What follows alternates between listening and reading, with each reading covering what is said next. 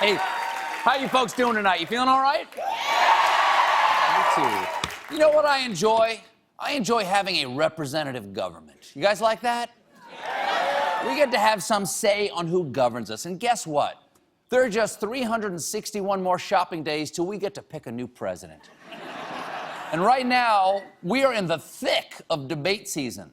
For the next few months, they're going to be coming at us fast and furious. But of all the debates, the most next one is this Saturday. The Democratic candidates will be duking it out right here on only the CBS TV. My entire body is surging with adrenaline and company loyalty. Now, this is going to be different from the Republican debate because the GOP field is so big, hey guys, that you didn't even notice I put John Kasich in there 3 times. Same damn picture.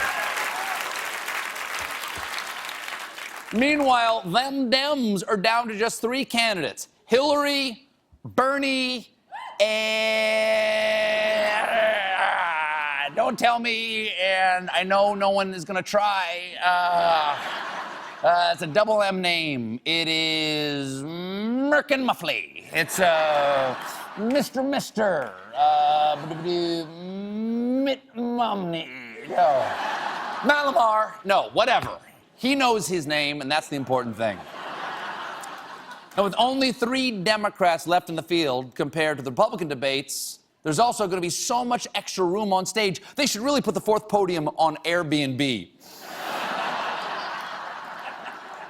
And this Saturday will be particularly special because the CBS has partnered with the Twitter to bring in live reactions and questions. And folks, this is poised to be the biggest Twitter debate since Ben Affleck was cast as Batman.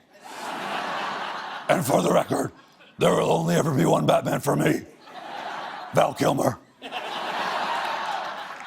His suit has nipples. And this...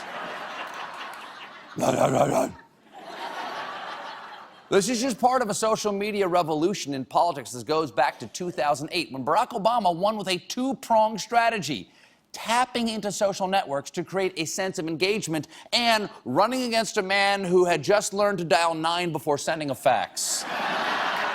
Now, social media like this makes getting your candidate's name out there so much easier than the old ways like TV or radio or buildings. And that's why the 2016 candidates are all over Twitter, like Bernie Sanders supporters who are sharing photos of their babies for Bernie, dressing up their little ones like the crusading Vermont senator. It really is a much more effective campaign than Bernie for babies. The time has come for change of my diaper. My diaper is currently 40% poop, 20% wee-wee. We need to change it. My tushy is red. It is a crisis. I also want my binky. The top 1% get 90% of the binkies. So it all comes down... Really? You people are really nice. So... it all comes down to this Saturday. Anything could happen, from Hillary Clinton moving inevitably toward the nomination to Hillary Clinton moving inevitably toward the nomination. And of course, the real wild card will be the man sitting ringside, debate moderator, CBS News political director, and host of Face the Nation, John Dickerson. For more on what we can expect from John Dickerson, please welcome live via satellite from Iowa, the Late Show's resident John Dickerson expert, John Dickerson. John Dickerson, everybody. Let me put my IFB in here. There you go. John, thanks so much for being here. How's everything in Iowa?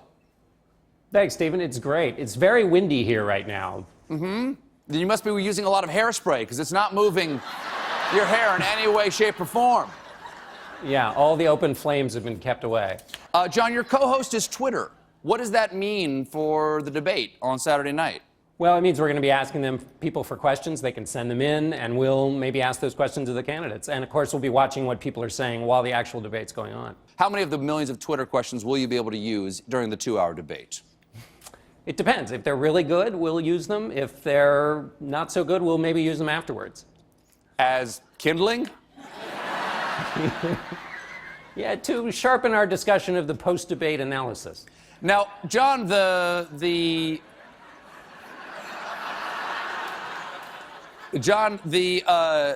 Republicans are known for roughing up the referee in these debates. Like the CNBC guys got slapped around a little bit by the Republican candidates. Do you expect the Democrats to do the same?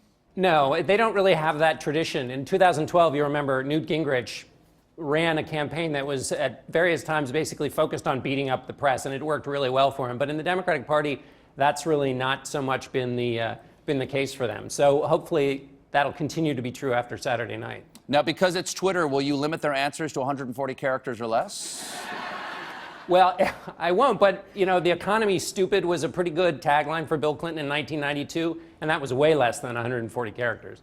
Now, I know it's Hillary Clinton and it's Bernie Sanders, and the third guy is...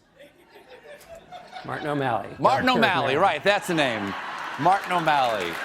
What is your job as moderator? Do you really have to give everybody the same amount of time when you're up there? Or can you acknowledge, as someone who watches the news, that he has the same chance as a snowball plunging into the depths of hell?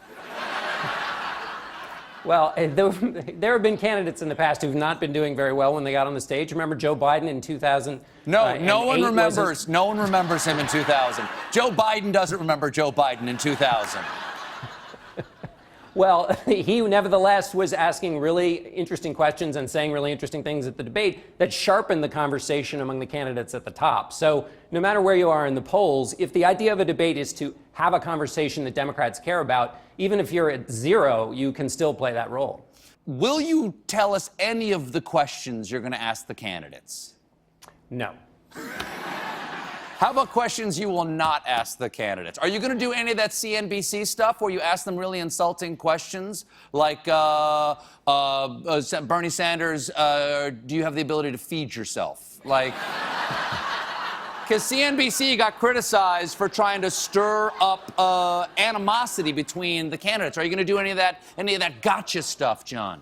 I don't think there's going to be any animosity stirring. There might be some questions that are not your garden variety questions, but we're not going to be trying to get them to pick any fights. Are you going to ask the questions that are really on everybody's mind, like do they believe the pyramids were used to store grain, or would they kill baby Hitler? The real questions that concern the Iowans. Yeah, well, those may come in through Twitter, so that's why we'll be monitoring it so closely. Well, good luck, John. Who do we have on Face the Nation this weekend? Well, we have Bernie Sanders the very next day, so he'll be on to talk about how he did the night before, and so we're looking forward to that, too. Is he even going to leave, or are you guys going to bunk in together that night? We might just get hot cocoa and just stay on the stage, tell old stories. Wow. Just kind of cuddle. Like a slumber party. Paint each other's toenails. Exactly.